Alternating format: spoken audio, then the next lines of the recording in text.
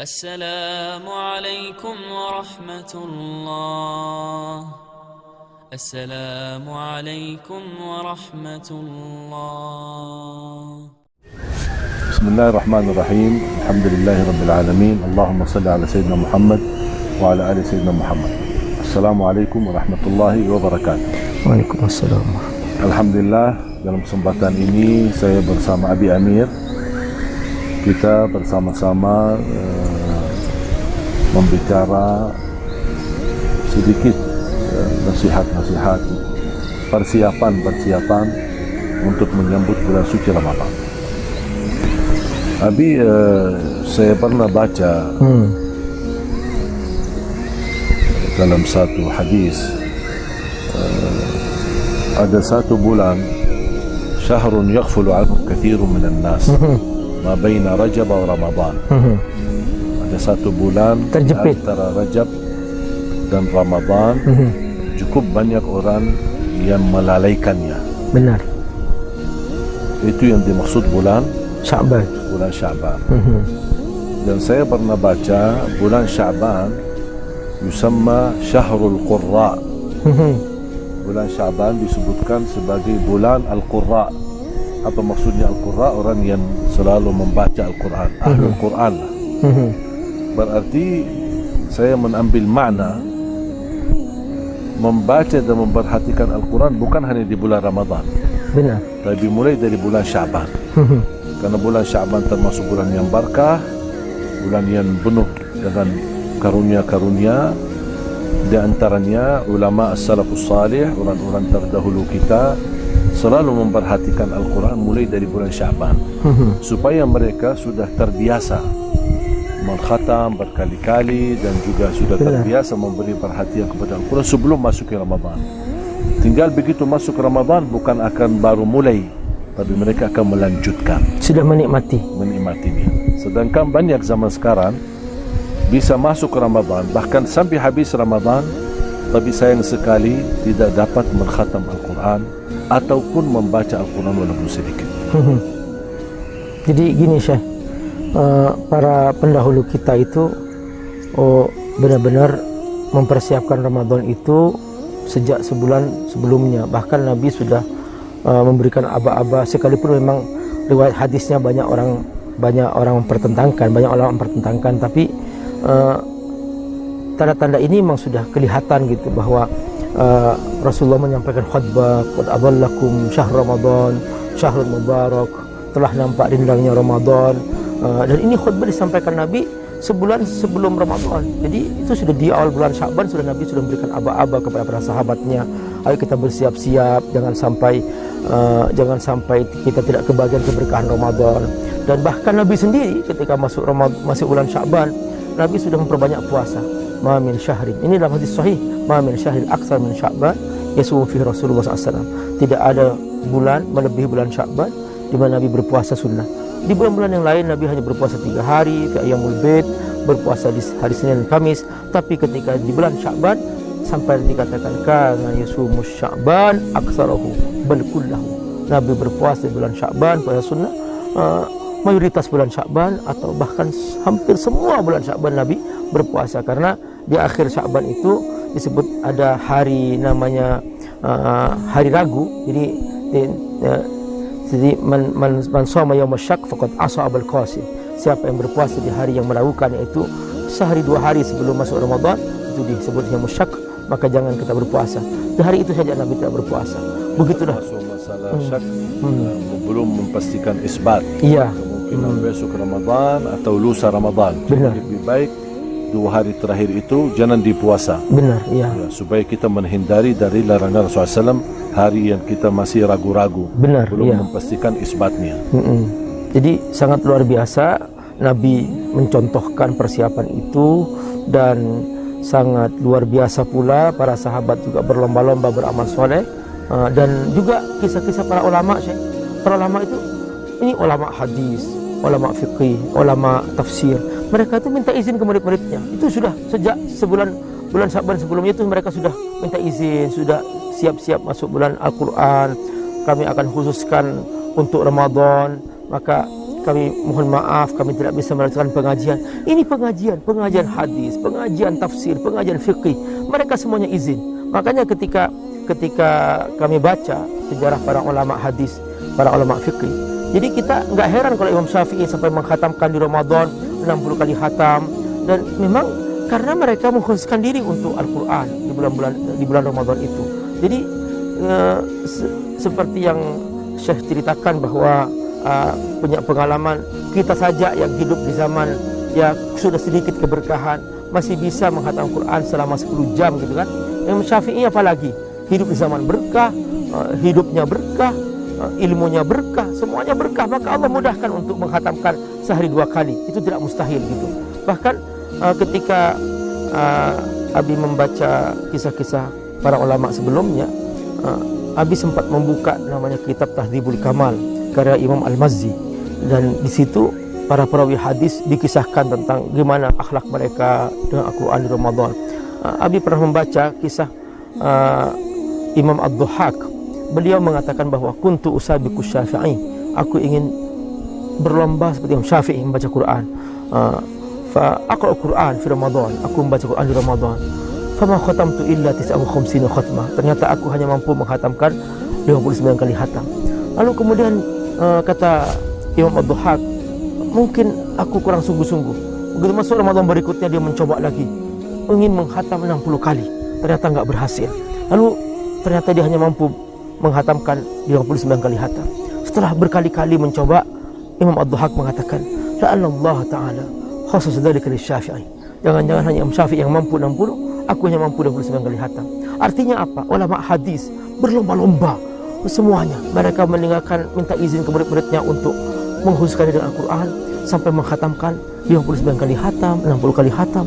Seperti ini mereka mempersiapkannya. Ternyata sejak sebelum Ramadan, sebulan Sya'ban, mereka sudah mempersiapkan dengan sungguh-sungguh sampai akhirnya masuk Ramadan mereka sudah maksimal. Ini yang bisa dikatakan ulama yang sudah mempersiapkan diri. Sedangkan ulama ini sepanjang harinya, sepanjang tahunnya, sepanjang umurnya berisi kebaikan, isi ilmu, isi.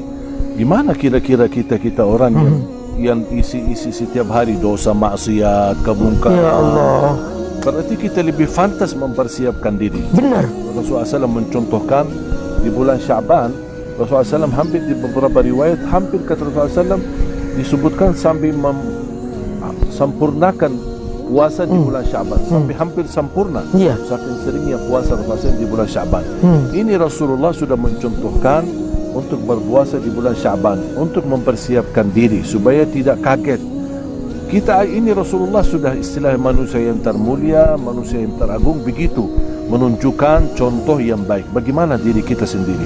Sampai kata Siti Aisyah radhiyallahu anha, karena sepanjang tahunnya dia menurusi Rasulullah SAW, urusi rumah, urusi keluarga.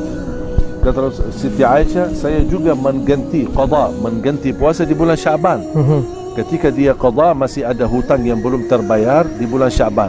Sedangkan ada banyak jamaah suka malas, nunda qadanya, mungkin karena hamil, dia masih tidak berpuasa ketika dia hamil, atau karena dia menyusui anaknya, atau karena dia misal karena sakit di Ramadan sebelumnya, banyak ada hutang-hutang yang belum terbayar.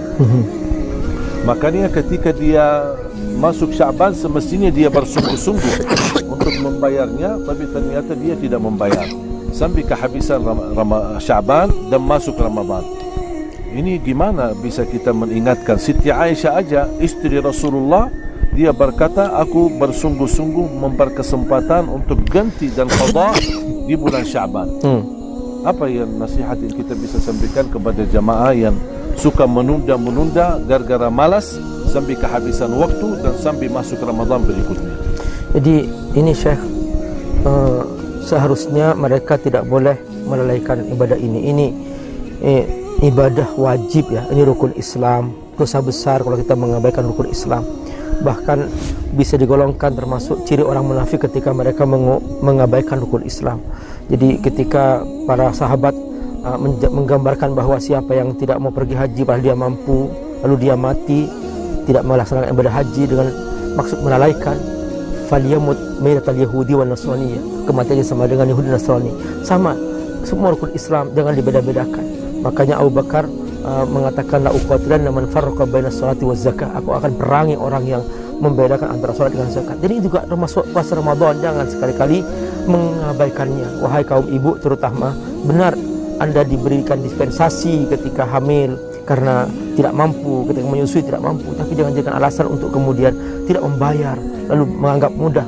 Mungkin Anda yang punya uang, Anda bisa membayar dengan membayar fidyah, tapi jangan dianggap remeh. Tetap wa antasumu khairul lakum, kata Allah, membayar puasa tetap lebih baik. Tetap Allah utamakan membayar puasa itu. Jangan sampai menganggap bahwa ini masalah remeh. Tidak. Ayo kita bersungguh-sungguh memuliakan ajaran Allah. Jangan sampai meremehkan ajaran Allah, karena yang paling berbahaya bagi orang yang mengaku beriman adalah ketika dia meremehkan. Kalau kita tidak mampu, ada uzur yang Allah ampuni. Jadi faman kana minkum maridan aw ala safar fa min ayamin ukhra. Allah kasih dispensasi ketika ada uzur yang syar'i, tapi bukan uzur yang dibuat. Ingat, Allah Maha tahu, tidak bisa kita berbohong kepada Allah Subhanahu wa taala. Ayo bersungguh-sungguhlah, persiapkan diri bulan Ramadan. Makanya persiapan sebelumnya, sehingga nanti kita begitu masuk Ramadan kita sudah merasa aman, nyaman untuk berpuasa. Kita akan merasa nikmat. Perbanyak ibadah sebelum Ramadan. Sudah kita masuk Ramadan kita akan merasa indah. Seperti seorang petinju, nggak bisa kalau kita langsung mau masuk ke ring tinju tanpa ada persiapan sebelumnya. Itu para petinju 6 bulan sebelumnya mereka latihan, lari, pernafasan, dia untuk masuk ke ring tinju. Ketika masuk ke ring tinju, dia mampu melawan lawannya. Tapi ketika tanpa persiapan, dia masuk ke ring tinju sekali pukul KO. Nah, banyak orang ketika masuk Ramadan, dia sudah jam 10 pagi sudah nggak kuat dia sudah kelaparan.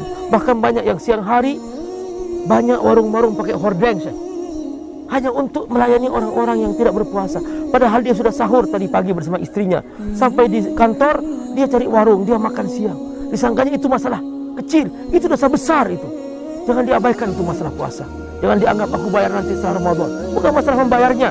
Ketika Anda tanpa uzur meninggalkan puasa Ramadan, maka itu dosa besar, sekalipun Anda membayar setelah Ramadan. Termasuk kesengajaan ya. Dengan kesengajaan, ya. Meninggalkan perintah. Makanya kita harus berhati-hati, jangan sampai kita termasuk orang-orang yang meremehkan. Beralasan anak dah enak sama kawan-kawan, orang kantor lagi pada makan, anak apalagi saya merasa hari ini lemas, aku tak kuat karena alasannya lupa sahur atau apa-apa sajalah. Makanya kita berkesempatan demi menjadi lebih baik. Semua kita termasuk saya, masuk Abi Amir juga masih banyak kekurangan kami, masih banyak dosa kami. Tapi ketika ada kesempatan kita mampu memperbaiki, terus kita segerakan. Ini kesempatan bulan Syaban, tidak lama lagi akan menyambut bulan suci Ramadan. Kita harus memiliki persiapan dari awal. Ada niat baik, tingkat yang baik, ada sungguh-sungguh, terus memperjuangkan diri menjadi lebih baik. Karena kalau kita ingin dari Allah Subhanahu wa taala pahala, balasan, diijabah hajat kita, dan Allah anugerahkan nikmat-nikmat yang luar biasa, kita harus menjadi hamba yang luar biasa. Tapi jangan jadi hamba yang biasa-biasa saja, tapi minta sama Allah yang luar biasa. Itu tidak adil. Makanya kita harus yang luar biasa agar dapat dari Allah yang luar biasa dunia dan akhirat. Masya Allah. Semoga Allah berkahi anda semua, dan semoga kita terus bersemangat untuk menjadi ahlul Quran, menjadi ahli ibadah, mencintai salat, mencintai tahajud di bulan Syaban, agar memiliki persiapan mental, kekuatan lahir dan batin menyambut bulan Ramadan menjadi enteng dan semuanya lancar, semuanya mudah, dan semuanya insya-Allah diridhai Allah Subhanahu wa taala, dan semoga amal ibadah kita semua diterima di sisi Allah, tidak ada di antara kita yang sia-sia. Semoga pertemuan ini saya sama Abi Amir mengucapkan terima kasih, jazakumullahu khairan. Semoga bermanfaat. Sampai bertemu di video berikutnya. Mudah-mudahan insya-Allah sama-sama mendapatkan keberkahan dari Allah Subhanahu wa taala. Jazakumullahu khairan. Akhirul kalam. Subhanakallahumma wa bihamdika asyhadu an la ilaha illa anta astaghfiruka wa atubu ilaik. Assalamualaikum warahmatullahi wabarakatuh.